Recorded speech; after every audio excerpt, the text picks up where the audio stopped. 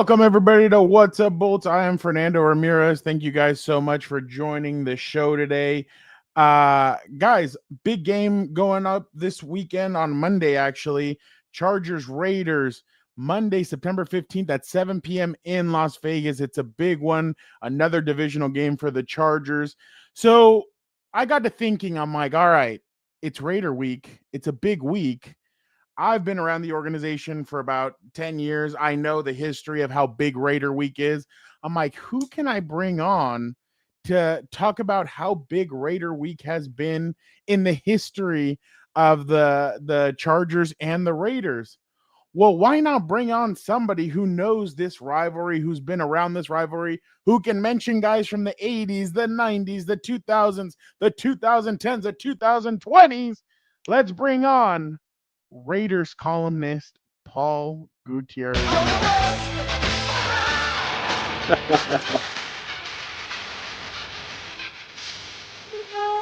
Oh, thank you so much for jumping on with us.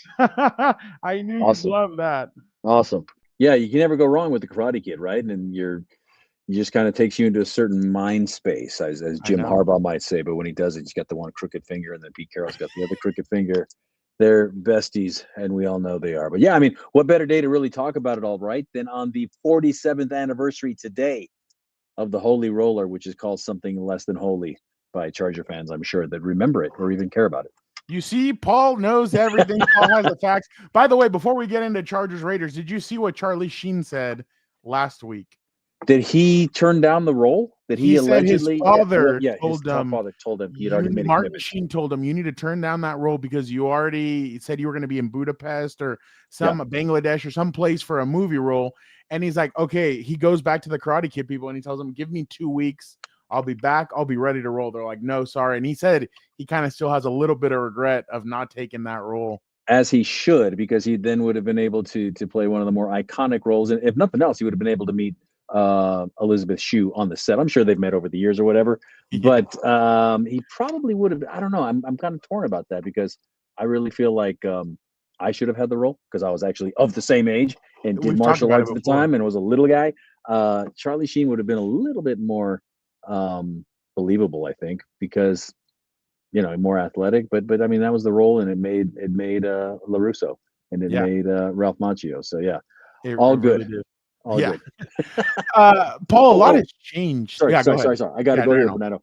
I The love it. other thing about it here too, though, if you think about it, in the original Karate Kid movie, and we've talked about this before as well, but we've got fans watching, whatever, always a good trivia answer for me, or trivia question is, what jersey is Daniel-san wearing when he gets jumped after the and some would say it was a rifle jump because he actually started it by Yep. Cobra Kai after the Halloween party when he's wearing the shower. He's wearing a Charger jersey.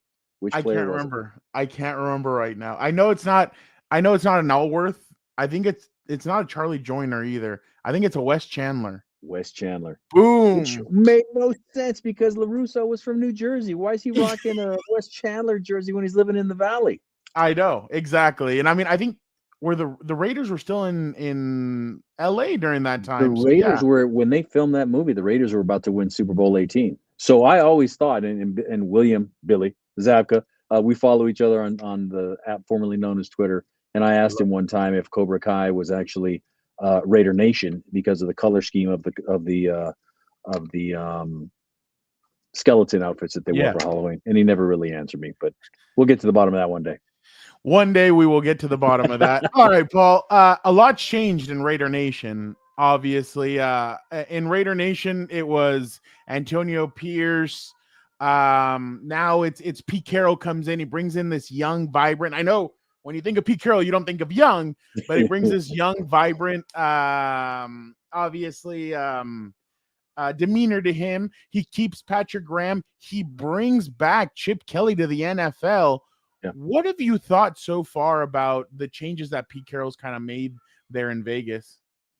Well, it's a small sample size, right? I mean, we've played one game in the season, but it just, and I've written this at the time since joining the Raiders themselves as a columnist for Raiders.com and doing other multi-platform reporting on the team and for the team, is it's just felt different. And I know Raider fans are getting sick and tired of hearing that, because Antonio Pierce was bringing all the fire and the brimstone. with it. Josh McDaniels was coming and bringing the X's and the O's, and the lowrider, the 64 Lolo. But then, McDaniels had the X's and O's, and then John Gruden was bringing it. It's felt different every year, but this felt different because, as opposed to the past two head coaches, Pete Carroll has the pelts on the wall. He has the experience. He has the national championship at USC. He has the Super Bowl win with the Seahawks. He has all of those things that he could bring, and the experience, like you said, he's come Monday night. He turned 74 years old. That's his birthday. The oldest coach in NFL history, but you wouldn't know it by the energy that he has, the way that he interacts with the guys. Everything is a competition. So beyond just having that positivity that's going on, there's also something else going with the results. And if you're 1-0 to start a season, there's nothing better than that other than winning the last game of the season. Yeah, no, I completely agree. What do they say in Spanish? Las canas no son en balde. So all the gray hairs that he has, or all the experiences that he has, I think he's won now his home opener in 4 different NFL teams or something like that. I was just amazed. Yeah. I mean, he really is one of one, and I mean, this division is just stacked with all the talent at head coach, obviously, with Sean Payton, Jim Harbaugh, and Andy Reid, and now Pete Carroll. What have you kind of noticed about Chip Kelly? I know, no pun intended, he has a chip on his shoulder. He goes to Philly. He makes all this money. The guy, LaShawn McCoy, Deshaun Jackson, Jeremy Maclin, they all kind of say, no, this guy sucks. We don't like him. They fire him. He goes to San Francisco and 1 year there and he's fired, and then he kind of goes back to college football and everything. And just what have you kind of gotten a sense from him? I mean, this kind of a redemption for him in a sense, and again, this is just my feeling. I feel like Pete is grooming him in a sense to be the future head coach of potentially of this team, just because of kind of the experience that he has and everything he's kind of done in the past. But that's just my 2 cents from everything that I see. Yeah, don't tell that to Brendan Carroll that he's grooming Chip Kelly to be the next head coach, his own son, who is the offensive line coach for the Raiders. But I'm not saying anything. I'm just saying. Yeah, and again about Pete, he is 4-0 now in his debuts with new coaches as being a head coach in the NFL.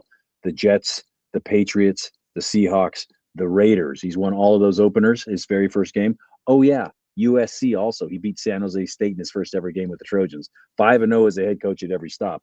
When it comes to Chip Kelly, he's kind of in his happy place where he just kind of gets to get in the lab and just concoct all these things with the tools that are at his disposal.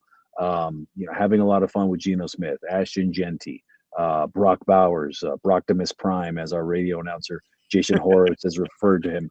It's just when it comes to Chip Kelly, he doesn't have to deal with being a head coach and the responsibilities that come with that in terms of the media, in terms of the visibility. This guy he just loves football. And I was in on a production meeting with him during the preseason, and it was fascinating just talking to him and just seeing all the gears and all the levers and everything moving at the same time when he's talking about football and how he can use this person and that person. It's almost like he just has a cheat sheet, and he's a cheat code in and of himself to be able to just boom, spit it out, and there you go, when that's all you have to worry about. I'm not saying that he's not head coaching material. I'm just saying that he's kind of in a happy place right now, and the Raiders could and should benefit from that.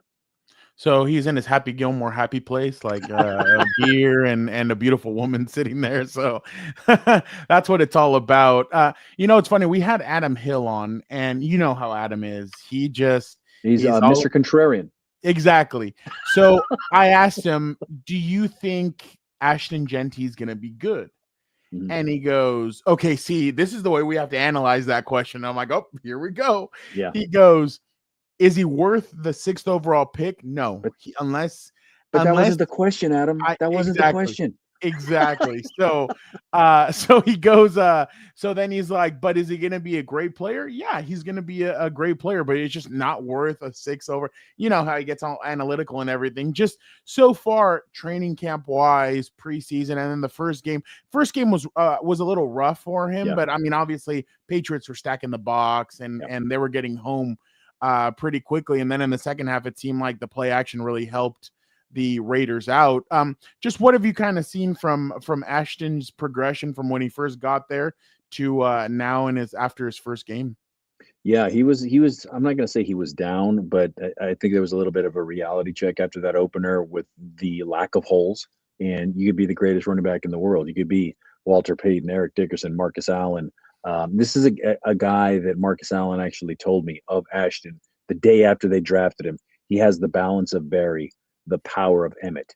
And if you study NFL running backs at all, you don't even have to know those last names. That's who Marcus is. Same thing with Marcus. If I say Marcus, you know who Marcus is. I say ED, you're talking about Eric Dickerson. So he has those attributes, but it doesn't matter if there's nobody there to open up holes for you and they're stacking the box. That to me was one of the more, if not the most impressive thing about that game was despite the relative lack of a running attack, and this again was the worst rushing attack in the NFL last year, Geno Smith was still able to find open guys down the field. So when it comes to Ashton Jeanty, you've seen pieces of it. Like in the preseason, he absolutely truck sticks somebody from the 49ers in the game. And you see the power. He's as Chip Kelly said, he's short, but he's not small. And if it takes a second to kind of let that rattle around in your brain a little bit, he doesn't have necessarily breakaway speed, but he's quick enough. So that's what I'm really eager to see happen is for Chip Kelly to draw some things up to get him out in space, whether that's on the pitch, whether that's throwing him the ball, just to get him going. Because, you and I, I'm sure we're of the same school. Games are won and lost in the trenches. And if your offensive line cannot open up holes for you, if it cannot protect the quarterback, it doesn't matter who's back there. You got Johnny Unitas, Joe Montana, Tom Brady. It doesn't matter. You need to have that offensive line open some things up for you. Did you know Tom Brady wasn't a generational quarterback? Who said that? Adam? No, Ryan Clark on ESPN. No comments. No comments. Yeah, exactly. So obviously, with Geno Smith, I mean, we had him out here in LA for 2 seasons. I remember he spoke about when he went to the Seahawks that he learned a lot from Phillip and backing up Phillip Rivers, and he's been, I mean, I know that there's a knock on him, but I thought he's been very serviceable for the Seattle Seahawks. I thought he had a really good season for them 2 years ago. I think it was 2 years ago. And then so far, the first game against the Patriots, he did have that interception, but that was a ball that was popped up and everything. But he threw for a lot of yards. He was finding guys open. I actually thought he was able to move the ball up and down the field. Obviously scored only 20 points, but I feel like that's what he does. He's able to move the ball. He's a guy that a team can trust. And I kind of feel like that's what Geno Smith has kind of turned himself into these last few years. Yeah, and when it comes to Geno, I mean, he's on the other side of 30, right? But he's got a lot of tread left on the tires. Actually, today we shot and recorded a new podcast. I'm hosting for the Raiders at Raiders.com upon further review, and we had Greg Olson come in, the quarterbacks coach, and we talked exactly about Geno and how the things about him. I mean, the guy's been in the league since 2013, but he's had to sit, after being thrust into the starting lineup early in his career. He sat and learned and watched and listened, and he's a very intuitive, very, very bright guy off the football field. This is a guy that had an opportunity to go to like art school and go be like a painter at Juilliard. He thinks so much differently, and as an artist, that's what he's literally trying to do on the field is paint a picture and go forward. To me, the most impressive thing that he did, and the question that I wanted answered in that opener was, how is he going to react if and when, because inevitably it's going to come when bad things happen. And that bad thing was not just the interception, because he was dealing. I mean, he was cooking early. They go down, they score a touchdown in less than 3 minutes on the opening drive. Then they're driving again on their second drive. And then he was just threading the needle so much that he kind of went one time too many to the well. Ball bounces up, interception. Okay, how's he going to react? 3 straight 3 and outs. Then they make their adjustments. Then you see he's just, I've seen this. I've done this. Boom, let's go. And they made adjustments and they continue to go forward. So from his perspective, he said, I know who I am. I know what I can do. From Pete's perspective, the coach, he said, look, this wasn't any kind of statement game for him. That's just Geno. That's just his game. So you're like, okay, well, we'll see how that goes forward. Yeah, no, and I mean, Paul, obviously, you and I are obviously we've been around both of our respective teams for a while, and it kind of feels, I don't know if this is the same for you, but and I mean, obviously, I have respect for Anthony Lynn, Brandon Thaley, Mike McCoy, as I'm sure you do of Antonio Pierce and Josh McDaniels and these guys, but it kind of feels like when these two coaches come in, there's an adult in the room. It Yeah, it does. That's why when people say, like, when we say it feels different, like yeah, it's not just us saying it. Like, I asked Keenan Allen last week, and he's like, "Look, I've been gone for a year. It feels completely different, and it's not just the new building we're in. It feels like it's just different being here." And you kind of notice, and I feel like that's why, like you mentioned right now, the second half adjustments that the Raiders made in the past, maybe they wouldn't have made those. I know there's been plenty of times where the Chargers don't adjust in the second half, and they would get beaten at times because of those adjustments. And now you see that the Chargers, they played a good first half. Then they come out in the second half, they make adjustments, and they play even better in the second half. So I definitely think, and Space Beast just said an adult who makes an adult will make halftime adjustments. So yeah. I completely agree with that. Is that kind of the feeling that you're getting as well over there? Oh, no doubt. And I actually, besides doing the podcast today, I was on JT the Breaks radio show, longtime Raider radio host, and we talked about it. It's like for the first time in forever, it felt like they made, not only did they make an adjustment, but it actually worked. And so Yeah, yeah, that was kind of fun to watch. It's like, oh, okay, that's what this is about. Now, a lifetime ago, I covered Pete Carroll at USC when I was at the LA Times. So I remember just that happy-go-lucky Uncle Pete vibe that he put on, and they're winning. Well, that's a lot easier to do when you've got Carson Palmer, Matt Leinart, Reggie Bush, Frosty Rucker. All these future pros are coming through your program, and you're on that level. He's a little bit more businesslike now. He's still competing. He's still got all these guys having fun, and it's interesting throughout all of training camp. To a man, the veterans on this team said they were having the most fun playing football that they've ever had in their life. And it's like, okay, well, how much fun is that going to be when the games get going? When you're winning, it gets even more fun. Let me ask you, and Jorge had this question earlier. Besides the weapons of Myers, Genty, and Bowers, who else did? I mean, I'm even going to throw Jacoby Myers in there. But can you talk a little bit about Dante Thornton Jr. Yeah. and Jack Beach? I know they both had a cat. I mean, they had multiple catches on Sunday. But just what have you kind of seen from them progressing? So Dante Thornton is basically, he's big, he's fast. He and Gino are still working on getting their timing down because he's not simply just a vertical threat. I forget the receiver for the Seahawks, whose name is escaping me right now. DK Big, Metcalf. Oh, Jackson Smith and Jigba. no, DK Metcalf. DK He's like Metcalf. DK Metcalf light 2.0, somewhere in between there. He's that kind of a receiver, at least that kind of a threat. I'm not saying he's DK, but that's kind of the vision. And when you see a Pete Carroll draft somebody like that, you're going, and that's the thing is Yeah. that you see these types of players. You see how the secondary is built. I'm not saying it's a Legion of Boom, but I'm saying I see a blueprint.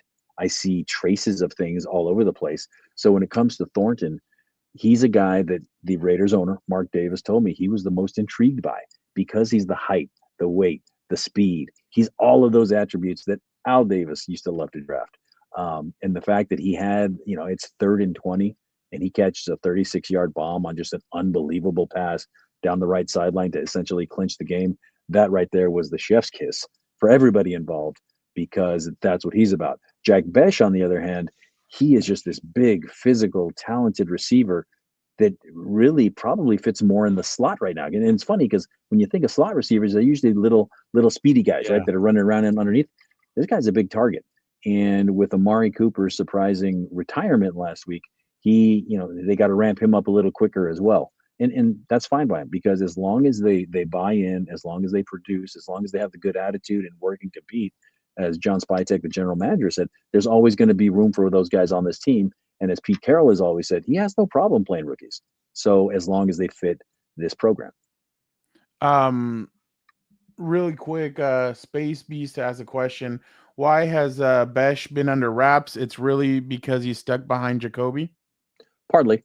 Partly. Jacoby, that's another interesting story is because, you come to the training camp, he wants a new contract. He's entering a contract year, coming off his career best season, his first ever 1,000-yard receiving season last year, a handful of touchdown catches. And then right at the end of camp, his agent lets it be known that he wants to be traded. So we talked to Jacoby in the locker room early last week and asked him point blank, hey, what's up with these reports of you wanting a trade? He goes, yeah, I asked. They said no. We go on. I want to be here for my teammates. So obviously he still wants to get paid and he still probably deserves something. But he's just really still, as far as this roster is concerned, he's wide receiver one. So you just take that and you go from there.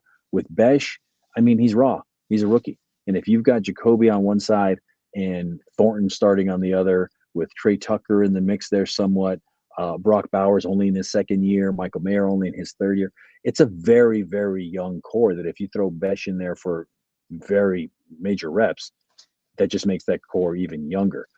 Having said that, as I said earlier, Pete Carroll has no problem playing rookies, but I think he might have a little problem if there's nothing but rookies, if that makes sense. Yeah, no, I completely understand that. Bowers going to play on Monday? So there was no availability today. Okay. I talked to Brock after the game, and he said he was fine. No noticeable limp. I talked to him. I asked him, so what exactly happened? Did you tweak it on running a route? He said, I don't even know what happened. He said he just felt it. He didn't know if it happened on a tackle. He didn't know if it was on his long run. He said they just took him out of caution. And the fact that the Raiders have that extra day before playing again on Monday night, he was happy with that. So tomorrow when they get on the field for practice, we'll see exactly what his status is. Pete had no update on Monday. And why would he? Why would you want to give that to anybody at this point in time? Yeah. But yeah, he looked fine. But you could just feel Raider Nation's heart go when he came out of the game and went in the blue tent. Well, because you have all these doctors on X saying, that might be a 4 to 6 week injury and this and that, and that's who fires up fans and gets fans pissed off because they feel like the sky's falling. Last one for me, just there's guys on this defense that a lot of people aren't going to know. Just can you go a little bit? Obviously Jeremy Chin people know. Maxx Crosby, Malcolm Kuntz, but it seems like Devin White is a guy that's forgotten. He won that Super Bowl with Tampa Bay, and he was probably one of the best linebackers on the field in around that Super Bowl. He's kind of had a little bit of a falling off, but can you just speak about this defense? And we all know that no matter what it is, Jim Harbaugh, Pete Carroll, these guys are going to have good defenses with fast, aggressive players. Just what have you kind of seen from this Raiders defense with unknown names? Because a lot of people, they were calling people out on Sunday, and I was like, who? I was like, okay. So and that's gonna happen. Yeah. Well, it's because basically this is that they basically rebuilt the entirety of the Raider defense, except for those big names. Jeremy Chin is new. Maxx Crosby obviously is there. But I'm glad you mentioned Devin White because he may be the oldest looking 27-year-old in the NFL. And because he's been around, it seems like forever. And yet the guy is just the consummate professional on the field when he's right. And he was right. He led the team in tackles against them. And he was stuffing the run and he was going to the right spots. And he had to step up because of Landon Roberts, who's the Mike linebacker and wears the green dot and the communicator for the entirety of the defense. He went out early with a left shoulder issue or left elbow issue, excuse me. So Devin White then had to slide into the mic when there was other players, young players that had to come in as well to help out. So it's kind of I'm not going to say it's a no-name defense like the early 70s Miami Dolphins. Yeah. But Jamal Adams again has just been a force because we all know him as a safety for Pete Carroll and for the Jets and everybody else. They've moved him to linebacker, and he's just flying around, and he's just being a spy back there and rushing the passer. And he's a lot bigger than he used to be. Obviously, to play linebacker, you got to be bigger than a safety. But Jeremy Chin, the same thing, huge safety, and they can bring him down in the box as well. So the defense is very multiple. And you mentioned earlier that Pete Carroll kept Patrick Graham. He also kept the defensive line coach, Rob Leonard. And that's something that our people here in research at the Raiders figured out was when Pete took over the Seahawks, he cleaned the slate of the defensive coaches, except for two. He kept the defensive coordinator. He kept the defensive line coach. Same exact thing he did with the Raiders. So there's a theme here, and yet Yeah. it's still his vision, right? Especially as a secondary guy. So it's a real intriguing defense because, like we talked earlier about the Raider offense making adjustments, the defense did the exact same thing. Last final for me, Paul. Again, I appreciate you jumping Yeah. on. David has a question. What are we thinking about Genti efficiency for this game? If again, it all kind of depends upon what the offensive line can do. If they can. There's always that saying, right? Is that quarterbacks are going to take what defenses give them, but then that goes exactly opposite to what Al Davis was always preaching on. Take what I want. So when it comes to Genti and the efficiency, they got to get the run game going because I think the Chargers have too good of a pass rush to become one-dimensional. I'm not saying they were one-dimensional, but like I said at the beginning, it was interesting to me that they were able to continue to pass when they couldn't run. So now with the Chargers pass rush, with Khalil Mack still knowing just enough people in this building to want to prove another point, they're going to have to open some things up the middle and get the play action game going, which is really where Chip Kelly wants to make his money. Yeah, no, I completely agree. I won't ask you for your prediction. I mean, I'm sure you're going to release that later in the week, so I don't want to. It's too early in the week, man. The Raiders haven't even practiced yet. Exactly. It's going to be fun. How about that? Angel has a quick question. Can the Raiders stop the pass? If the pass rush gets there, and that's what we saw in the second half in New England, was for a while there was no pass rush whatsoever. So the secondary is already young. It became even more vulnerable when Drake May was able to just kind of pick them apart. All of a sudden, boom, boom, the pass rushers coming. They got 4 sacks. And what was very promising for the Raiders was that all 3 of their edge rushers got a sack. Maxx Crosby, Tyree Wilson, who's another kind of an X factor, and Malcolm Kuntz, as well as a defensive tackle, Jonah Laulu. So if they can get pressure on him, again, Drake May is totally different from the Chargers quarterback. So that's the only way they can really do it, because otherwise he's just going to be sitting back there just carving them up all day long. Did you hear what Jim Harbaugh had to say today about Pete Carroll? I did. I'm actually writing a column on it for later in the week. And we would have been friends if we would have been together. It was funny because he was saying he had all this respect for him, but then on the flip side, he was giving you the impression that they're not really friends. And obviously he's not on his Christmas card list either. Well, what better time then? Because Monday is Pete's birthday. He'll be 74. I love that. I'm fine with that. I mean, you guys don't like each other. That's great. Make it an even more interesting rivalry. Last question for you. You flew on the team plane, I'm guessing, when you went to what's the biggest difference doing that than flying solo? I mean, and you don't have to answer if you don't want. I'm just my curiosity. It was super cool because the biggest difference, you get fed, but also you go through TSA earlier, and you just basically go straight up to the plane, like VIP. That's no surprise. There's the VIP treatment. You go right to the plane and you go. So that's always fun, and no state secrets being released here, but that's different. And there's a part of me that's like, man, I got my silver status on this airline, and I got A status on Southwest, and now this is a little bit better. I'll take this. Yeah, no, I bet I would take that as well. Folks, that is Paul Gutierrez. Make sure you guys follow him on X at Paul Gutierrez. Thank you so much. Oh, Paul H. Gutierrez for all your Raider information. You guys are the best. You're the best, Paul. I definitely appreciate it. Anything you want to plug for Charger fans to check out? Yeah, just later in the week, check out at Raiders.com. I have all of my columns are up there. Everything from talking to Tom Brady this offseason to Mark Davis to did a big story on Pete Carroll, actually. And I talked to some old USC guys that played for him at SC and became Raiders later in their life. Carson Palmer, Frosty Rucker, Bryce Butler, others. All former Raiders. Get it. All former, yeah. Well, that was the angle. They played for him at SC, but then became Raiders later. So what's Pete stepping into? So it's all there on Raiders.com. And then we have a podcast now that I'm hosting called Upon Further Review that you can find everywhere. So it's been a good transition for me, having a lot of fun here, and it's been different. But yeah, looking forward to Monday night. And here's my final note about the Harbaugh-Carroll thing. They are tied. They've met each other in college and in the NFC West, obviously. They are 6-6 against each other. Oof, that's going to be fun. Yeah. Are you going to Canelo Crawford or no? I am. I will see you there. Awesome. It's a big deal for the Raiders. It's at Allegiant Stadium. Absolutely. I won't stay for the game. I have to come back home. But no. yeah, but I'll see you there Friday and Saturday for sure. Who you got? I got to go with Canelo. Got to go with Canelo. I mean, just Crawford jumping up 2 weight classes. I mean, that's a lot. But then again, we saw what Manny Pacquiao did to Oscar back in the day. So there you go. Don't remind Oscar of that. He doesn't like that. But that is Paul Gutierrez. Let's close him out with this one. Thank you, Paul. That was our good friend Paul Gutierrez. We definitely love having him on. He is the best. Folks, we are going to talk some Chargers football now. Let us get into some of the keys for the Chargers.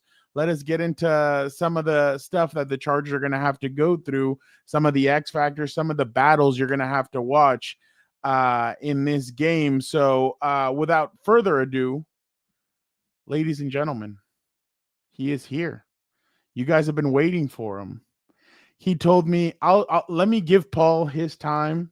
I was like, all right, that's a very generous human being right there. He told me, don't listen to everything Gilberto says about me. I'm a very good guy. I'm a very nice guy. I tell him, I know this. So let's get him in here now. Let us bring in Dan Daygo. How we doing?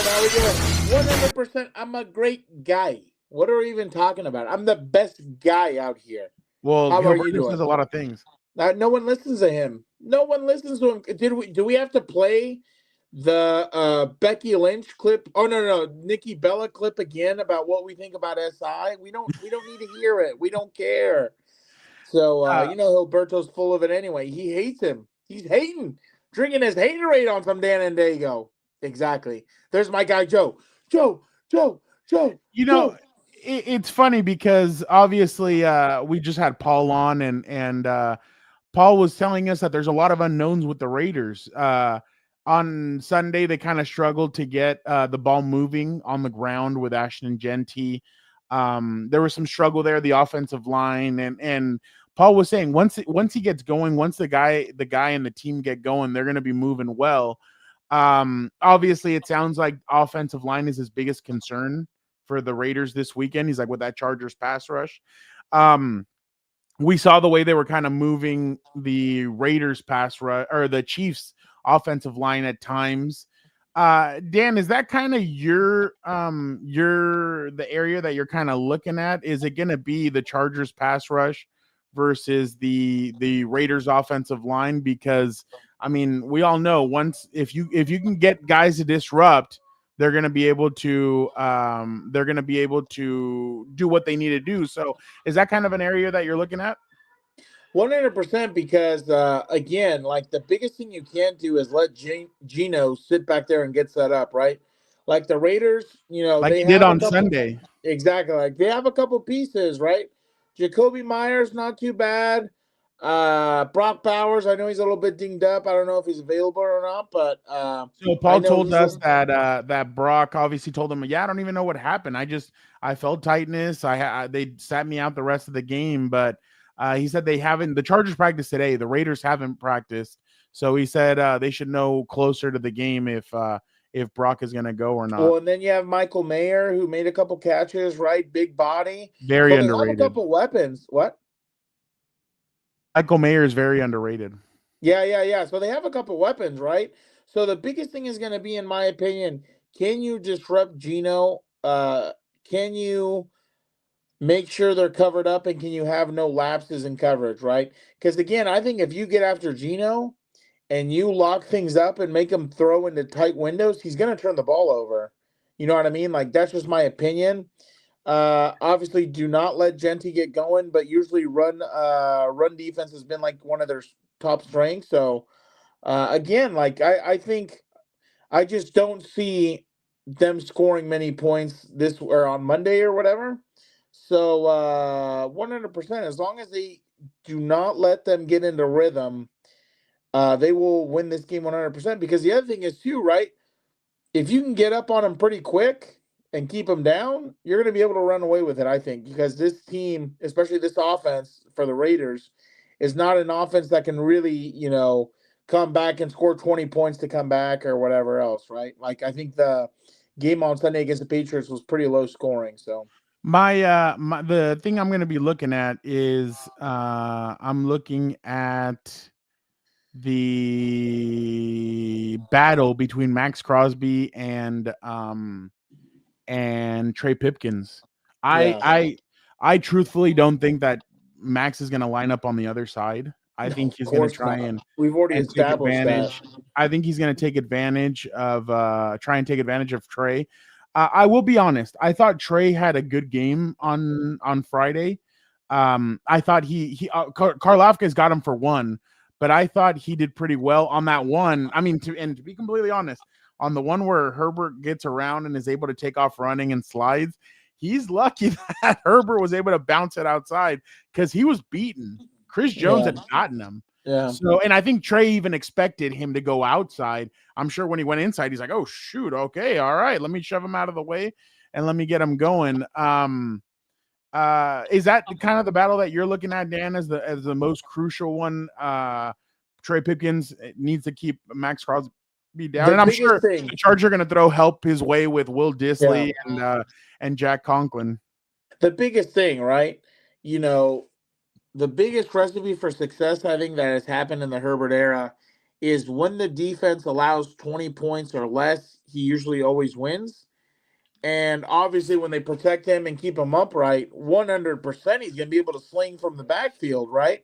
So 100%, you cannot let Maxx Crosby try and game wreck this. You have to be smart, i.e., for example, using running backs going out for routes, what's it called? Chipping them, tight ends chipping them. Like, seriously, if I was Greg Roman or whoever, every single play he's getting hit by two different people, two different directions, right? Just to slow him down.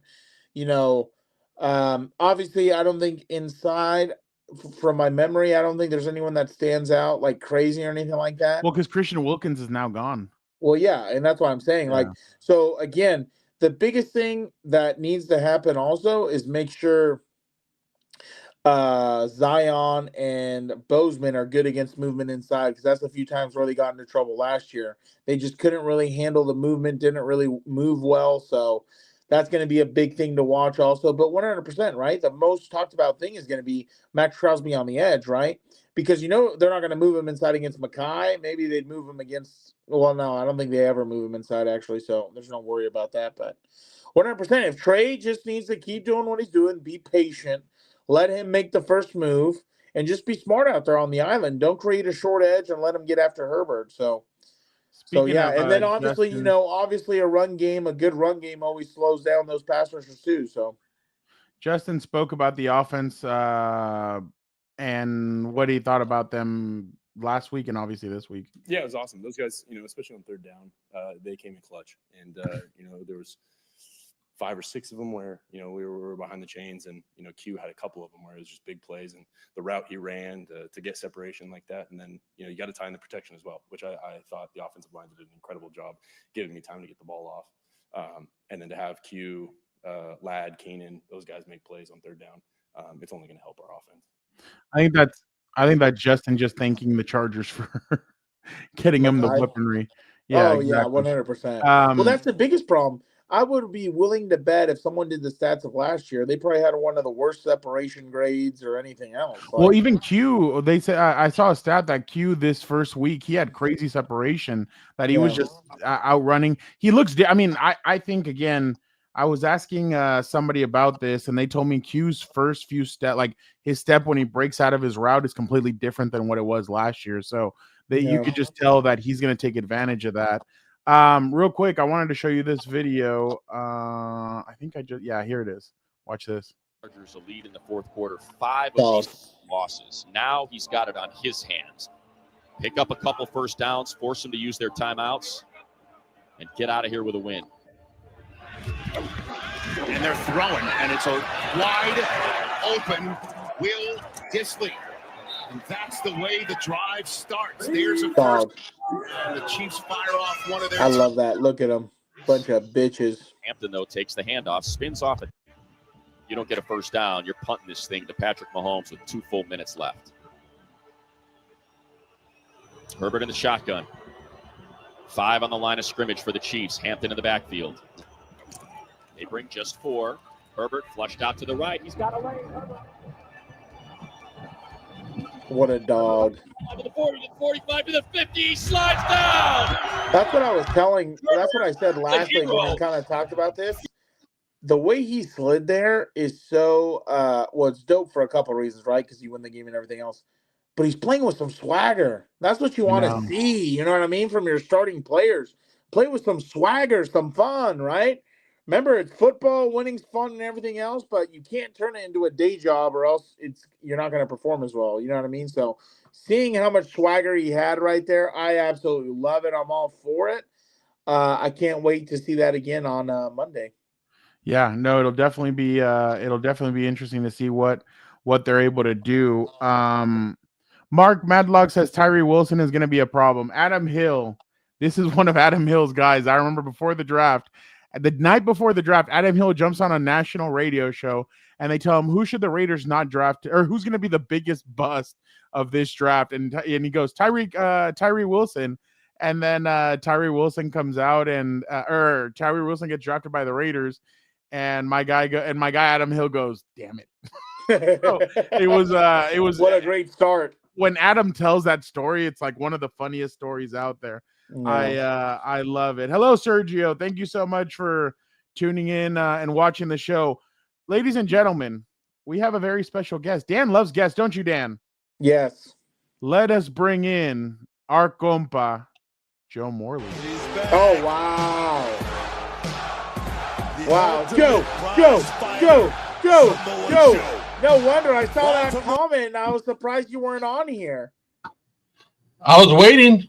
But sometimes Fernando likes to keep me till the very end. Because you're a heavy He doesn't like to share the stage with a good-looking guy like this. That's the biggest problem right there. You know what I'm saying? Joe, how have you been? I've been very good. Undefeated Raiders, you know what I mean? So can't go wrong there. Can't go wrong when you're undefeated. Exactly. One of your buddies jumped in here.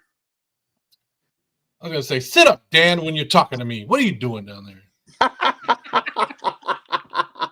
Try not to show the logo of the school I coach at. That's what I'm trying to do.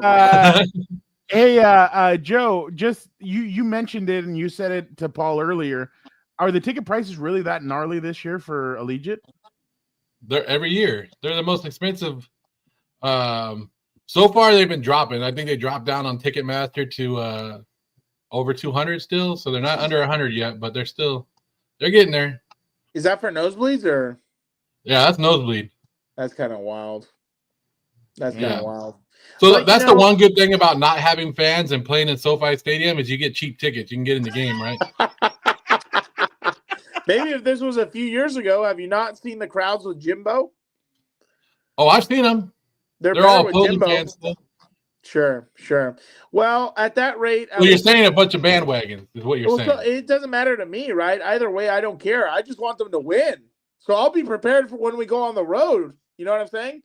So I'm not worried about that at all. I'm not worried about crowd or any of that stuff. I don't care because at the end of the day, they got to play the game and win. So, hey, Dano. So I was listening to you right now, and you said you don't have to worry about Maxx Crosby moving inside. Apparently, you didn't watch the game last week. Max is moving everywhere on the line. They got Tyree moving inside. And you guys say we don't have a defensive tackle. Did you not watch Thomas Booker last week? The guy they got from the Eagles? Come on. Buddy, that's a guy who thought he was big dicked and was going to go against Slater as a rookie and wanted no part of it after the first drive. That guy got paid. Is Slater playing this week? That guy got paid because he beat up on Storm Norton. Where the hell's that guy now, big dog? I saw your boy Khalil Mack running out of gas last week. Good coaching decisions. How did that go? Not very well, huh? Hey, Khalil Mack looked like me chasing Patrick Mahomes last week, just a little bit short.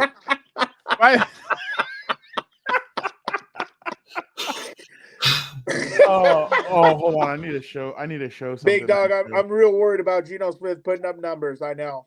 I'm worried. Well, it should be both teams have good run defenses. Like if that's one thing that Pete Carroll is pushing this year, and you could tell like in the first preseason game was horrible, but after that and then into this one, like even this game against the Patriots, like that linebacking crew, the veterans that they have there, and that defensive line is all about stopping the run. So if you want to, it's going to be another passing game, and the number 2 and number 3 passers going from week 1 going in. Yeah, and the other part is, like, don't get me wrong, like, I know we're just bullshitting, but like, especially Pete Carroll teams are always physical. No matter how bad they were in Seattle record-wise or whatever, they were always physical. So that's going to be like the interesting matchup. And again, like, I think I don't know.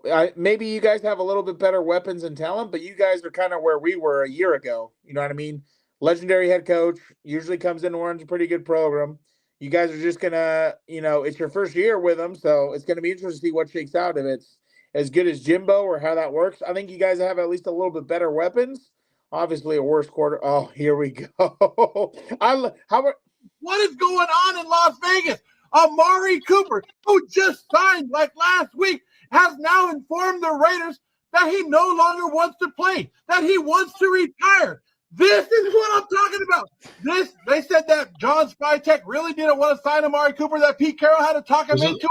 And this right here, Amari Cooper came in here taking a young guy's spot, somebody that we could have had on the roster getting ready for game day, and now Amari Cooper is like, deuces. And everybody, all of Raider Nation rejoiced because they thought they were bringing back the greatest receiver that since, I don't know, Jerry Rice. But holy crap. Can we just have a drama-free week 1? Like 1 week, 1 year. Can the Raiders have something that doesn't involve this kind of drama? Amari Cooper, what the fuck? Like, you set out all season and you didn't think, like, you didn't want to play anymore? That's how I felt with Mike, dude. That's how I felt with Mike, low-key. That's 2 years in a row that the Raiders have had a wide receiver come in and retire on them. Oh, yeah. Who was it last year? The White Michael Gallup. Oh, it was Michael Gallup? Oh, yeah. Yeah. Wait, what about? I don't even remember that. Where was I? Huh? What about what's his name? He retired 3 years ago. Who, Hunter Renfrow? Yeah. Oh, he's back though. No, he's back. He's back. Cut. He had retired. I'm pretty sure. I don't think he ever officially retired. He just he was just tired of the game and but then I think he wanted to come back. But no, I think he got cut. By the way, Dan, do you notice what's over his right shoulder? What, bedtime? What does it say? Bedwetter? No, it says best father ever, but it says farter. That's hilarious. That's my daughter put that up there on Father's Day, so I just left it. I love it. Best farter ever. Yeah, that's probably true. I heard what you did at WrestleMania at Allegiant Stadium. You just emptied the stadium out. For what? After that Cody John Cena match, how terrible it was. You probably let one loose and you emptied the stadium. That was bad. Dude. John Cena. Yeah, I'm ready for him to leave already. Whoa! Dude, like, have they not wasted his retirement tour? No. Yeah. No. It's made like no sense, like what they're doing. Daygo, it's fine. He's gonna. It's all gonna come together. No one cares. Get his ass out of here. Did you see that they're going to Saudi and Arabia? TKO is all about this right now, so it's like they don't care. Oh, they're going. Come on, WrestlePalooza. What the hell is that? WrestleMania, not next year because it's in Vegas. The year after, it's in Saudi Arabia. Yeah, I'll be there. That would be sick, low key. That would be sick. No, you're not. That would be sick if you could make it out. Joe, honest. Well, you know what? Hold on. I do have another video. I do have another video of Joe. Fernando gets way too excited, huh? It's always hilarious because Gilberto's always trying to like leave at some point, and he's like, "Oh, just 4 more videos, no worries." And Gilberto has a stroke, dude. So it's really funny.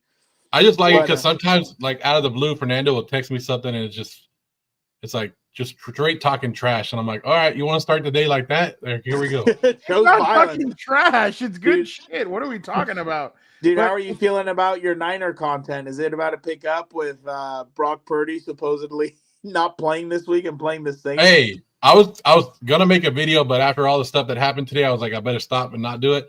But I was gonna be like, yeah, I feel bad. Like if you see a Niner fan, give him a hug because not only did they lose Jake Moody, they lost Purdy. Now Kittle's out, and they have to play what 4 games in the next 23 games with Mac Jones as their quarterback. Yeah. Like, Oh, that's hilarious. By the way, Dan, did you know Joe Morley took off his "Make the Raiders Great Again" and he put on a Charger hat last Friday? I have a video of it. He got very excited. Dan, watch this and tell me he wasn't excited. What I'm talking about. Everybody tuned in tonight to watch the downfall of the Kansas City Chiefs, to watch the Chiefs finally get their butts kicked. It doesn't matter if it was an AFC West opponent in the Los Angeles Chargers that beat them, because nobody really takes the Chargers serious. The Chargers wins in the season, but we all know exactly what's going to happen at the end of the season. But to watch the Kansas City Chiefs and how bad they looked, especially in the first half, just come out sluggish and not look like the dominant Kansas City Chiefs of the past couple of years. Thank God. Amazing. We finally, more than likely, have seen the end of the Kansas City dynasty. Big time. Big time. You know what they say, Frown? The enemy of my enemy is my friend. So here's to you. Yeah, I'll shake your hand. and we can only talk bad about Kansas City until the Dolphins blow up again, and then they send Tyreek Hill back over there, right? Oh, my Well, God. supposedly there's a lot of bad blood. So I don't doubt that. So my hot take is McDaniel's going to bad be the blood? head coach fired. Supposedly there's bad blood over there, but by the way, I get the reference. Taylor Swift, Bad Blood. Okay, I didn't go that route. I But didn't Gronk know- I was didn't on even know a what Kay that Adams is. show, and he had some crazy stuff to say about the Chiefs. I was surprised about is when things aren't going their way, as you can see, when they start struggling a little bit, they start yelling at each other. Their blame game starts going on. Yeah, You can what see is it on the that? sidelines. And They're that's soft. a situation. I mean, you want to come together when you're down, when things aren't going your way. You want to come together to figure out why, everything's not going the way it needs to go. So to see them starting to point fingers is not a good sign. They got to, Good. Implode. Yeah, was it Chris Jones and your old boy from the Chargers? I going at was it? pissed. Zion got blown up by him. I saw in the highlights because I had my own game. I'm like, how the hell are you going to get blown up by an undersized linebacker? Which, don't get me wrong, it's no disrespect to him. I like Drew Tranquil, but that was crazy to me. I was like, damn it. What about Travis Kelce just getting slapped? Oh, I just wish he would get decked, dude. I can't. That's going to – the 2 retirements I can't wait for at 3 are Mahomes, LeBron, and Mr. Swift. I can't wait for all 3 to retire. See that Dan likes Andy Reid. Like Dan do. hates that Andy Reid went to the Chiefs. Yeah. I mean, how can you hate Andy Reid? You know what I mean? Yeah. Yeah. I think me and Andy Reid would get along. We can go and get a hamburger together. The only thing I hate about Andy Reid is I think he allows too much of this stuff to go on, which I hate, but whatever. But Joe, you feel good about the game on Monday? Are you going? Yeah, I told you to stay out there with me. I can't. Oh, yeah, you did. I can't. Yeah, I'll be in Vegas Sunday because I don't want to go out there Saturday night because hotels are ridiculous. Oh, I'm going out there. I'm going out there Sunday. I'm going to be there for the fight. I'm going to win the poker tournament because I'm going to be in a poker tournament with some of the Raider alumni on Sunday. Okay. I'm going to go to the Wizard of Oz at the Spear. So if you guys go check that out. Oh, I saw the video. It looks so sick. You're going to have to tell me how it goes, dude. Yeah, it look TikTok. That's the one good thing TikTok does, right? It's like shows you stuff and then you're like, yeah, I want to do this. Joe is just letting them bend him over and take him for all his money. I heard those are $200 tickets. Yeah, but it's at the Sphere. You're like engulfed by it. Is it $200, Joe? I had a Micah Parsons video go viral that paid me pretty good, so I'll just use that. Oh, I wonder what he said about Micah. Dude, I wish movies would go to that. That'd be so sick. Yeah, I mean, it looks pretty cool because from what I saw, is like they have the apples drop from there, and then they have like the dust in there. Oh, sick. But I mean, I have to do a little bit. Let us know how it goes. We might have to have you back on just to tell us. Yeah, it looks pretty cool. And then the Raider game doesn't start till what, 7:00 on Monday? That's why I thought it was like the game's over at probably 10:15. Players are going to want to get out of there as soon as the game's over. So yeah, it blows, dude. They're going to be quick talking to us. And I'm like, and then I wouldn't be leaving the stadium till 1 a.m. I'm like, or 1:30. It's just not, I was like, I'll just watch it from the comfort of my own home. Exactly. But, yeah, Because I was like, oh, I could drive home after the game. Then I was like, oh, No. crap, it starts at 7. I'm like, yeah, we're not. I got to stay. Yeah. Is what's the name going with you? Mike? Mike is afraid of Allegiant Stadium. Too many He's Raider afraid fans, of I the guess. big, bad Raider nation. My Really? God, I'm not afraid of any Raider. They're not the Raiders of the 90s. This isn't, it's not like going to Oakland. Like, that's what people have to remember. Yeah. Like, Yeah, because Well, it's not the battery throwers. And I remember Yeah. Gates would always talk about it. He's like, my first game, I just feel something hit me. And I'm like, what the hell? And I turn and I look down and it's a battery. The Raider fans were just throwing batteries at them. So, yeah. Dude, I remember, I think it was like 05 or something like that at a Raider Charger game at Qualcomm. They hung a Charger like straw man or whatever, like, you know, what's his name? Like a scarecrow. And I remember they lit it on fire and everything, and the cops came over, and I was like, that was like my first introduction to Raider fans. And I was like, oh, damn, that's actually pretty cool. They're that into it. You know what I mean? So, yeah, you used to have to take a gas mask when you went to go take a piss at the stadium because people would be fighting in there. They'll throw bombs. Oh, I bet. Yeah. I would never would have gone to Oakland. No offense, but I used to always love the black hole with all the costumes. I thought that was sick. Oh yeah. And most of those guys are still around. They're just spread out throughout the new stadium, and it's just like there's not a real true black hole anymore. No, and I think like terrible. Yeah, I think that's horrible for us. But they did. I don't know how they do this. Prison anymore like they used to. I don't know how they do this, but they say 86% of the fans this weekend are supposed to be Raider fans, which it should be, right? It's the home game. Yeah. The Chargers don't have anybody. You could never be able to get a ticket when it was in Oakland. If you were an away fan, you could never get a ticket. It was mainly it was all Raider fans, and now because of the new system with all the new stadiums, I mean the Rams, the Chargers, dude, they try and fill it up with these loser influencers or whoever else. Like half the times you go and you don't even see jerseys. You're like, what's going on here? Yeah, I don't even like. I try to. That's one of the things I do. People watch, and like you see a lot of people leaving the stadium at halftime, or they're just watching for a couple plays, and they're like, it looks like they got the tickets for free wherever they were. It kind of, as a Raider fan, it pisses me off. As an NFL fan, it even pisses me off more because I love the game. 100%. Like somebody tried to play a joke on me, and they were like, "Hey, I got 2 free tickets for you, but it's for Chargers Cowboys." I was like, "Cool, I go." And they're like, "Wait, you're a Raider fan?" I was like, "I'll go." Like, when can you go to an NFL game and have a great time? Like, I'll go to any NFL game that I get invited to. Oh, dude, like and Joe could do a lot of TikToks there. When I've gone, right, even if it's the Chargers getting blown out, I stay until the final whistle's blown. Like, you paid for the ticket. Like, what are you even talking about?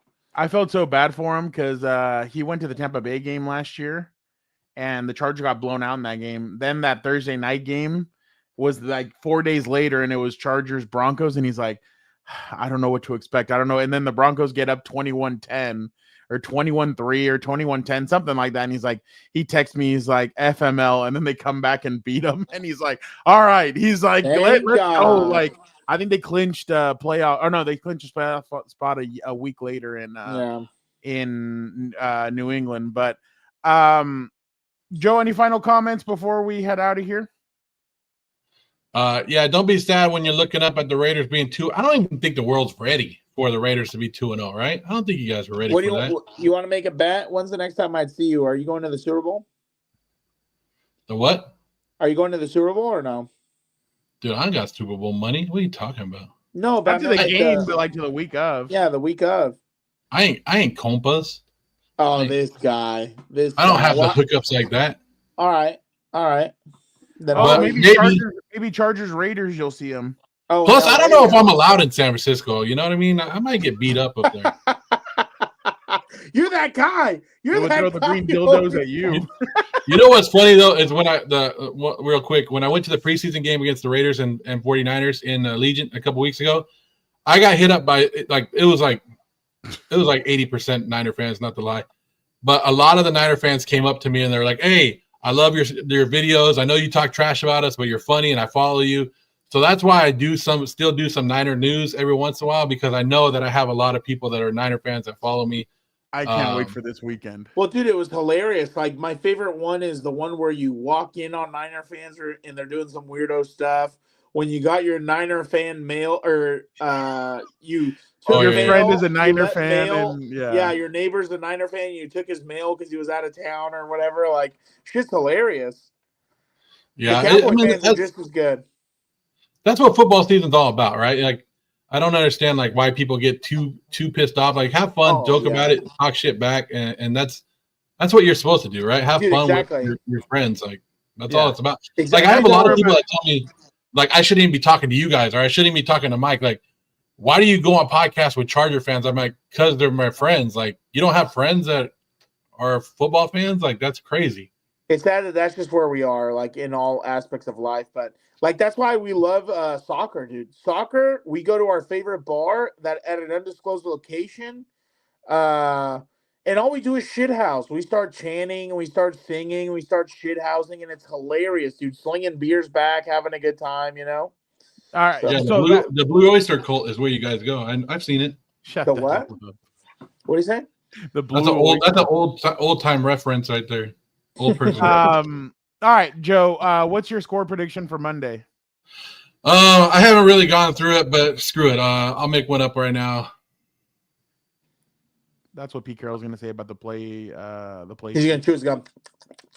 23-20. He'll throw a pick six Raiders on the one. Since I'm on your show, yeah, I'll say the Raiders because I'm not going to say No, you can say whatever you want on here, Joe. You're a guest. You are a great guest. I love having you on. Yeah, I like what the Raiders are doing. I do, and if they could pull this off, it'd be even better of what they're rebuilding. But they have lack of depth. They have some really good questions on the interior offensive line that they need to answer. They're going up against a well-coached team. I don't know if they're ready for it, but it is Monday night. And it is the home opener. Sometimes you get a little juice going in there. It's Pete Carroll's birthday. Oh, yeah. So there's a lot of things that could pump you up. And I've seen the Raider team just pull wins out of their ass when they don't have it coming. Yeah. And this is one of the games that, like, this is why I think it was important for the Raiders to pull that win off last week, because they would have. It's they got the Chargers this week, the Commanders next week. Like, it's a tough opening schedule. Yeah.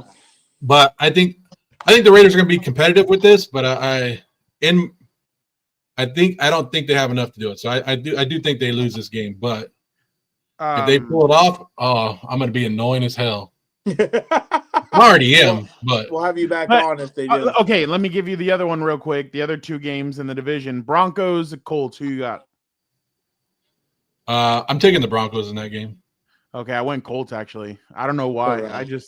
I went Colts. I think Dan did too. Chiefs, Eagles. I went Eagles. I'm going Eagles. Kansas City 0-2. All right. Dan, prediction for this Monday night. Like I said, I mean, all jokes aside, I really find it hard to believe that Gino could score more than 10 points. So I think it's going to be like a 24-10 or something like that. Nothing too crazy. Damn. I will go. It's only 2 touchdowns. It's not that crazy. I'll say 27-17. I think 10 points, yeah. No, sorry, 27-20. I still think Gino has some juice. I think he does better in indoor stadiums than he does outside. So I'm just interested to see what Gino or what Ashton Genty and that offensive line are going to be able to do. But all right, folks, that has been another episode of What's Up, Bolts. Dan and I have still not kind of come through what we're gonna oh my god. Dan and I still don't know yet what the game plan is for Monday night. Dan obviously has to get to bed early because of work the next day, but maybe we'll do a watch at the last like 5-10 minutes of the game and we kind of discuss what happened throughout the game and stuff like that. But it'll be something probably pretty quick. We'll let you guys know though. Again, thank you guys. I'll let you guys know on Lunas Live what we come up with. But again, thank you guys so much. You guys are the best. Don't forget to like, comment, subscribe. If you guys want to go follow the funny ass content of Joe Morley, he's at the Joe Morley. Make sure you guys check it out on Instagram and TikTok. It is the funniest stuff. He's drinking the Kool-Aid. It's the funniest stuff you'll see out there. He goes at Cowboys fans, at Chiefs fans, at 49er fans, even at Charger fans. So it's fun stuff. Follow him. He's the best. Shout out. Thank you guys so much. Don't forget to. Oh, somebody said that they're available too. Oh my God! Get the cheese-eating bastard out of here! Don't forget, guys. You guys are the best. We will see you guys next week. Have a great rest of your week. Have an even better weekend. Joe, you are the best. Dan, you are the GOAT. Are you going to hit us with the Raider chant? See you guys. Oh yeah, Joe. Why don't you throw one out? Raiders! Dan, do you have a rebuttal for that? Yeah, I do. Like, comment, subscribe, be a compa, tell a compa, and don't forget, we'll never find out why John Cena became the